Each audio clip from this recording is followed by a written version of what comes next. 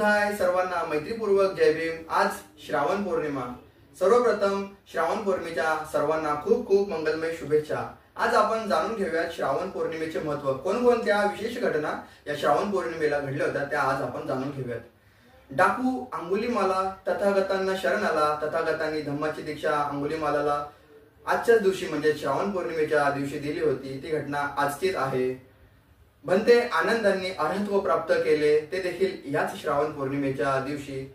आणि पहिली जी धर्मसंगती झाली होती, पहिली धम्मसंगती, ती देखील याच श्रावण पौर्णिमेच्या दिवशी झाली होती।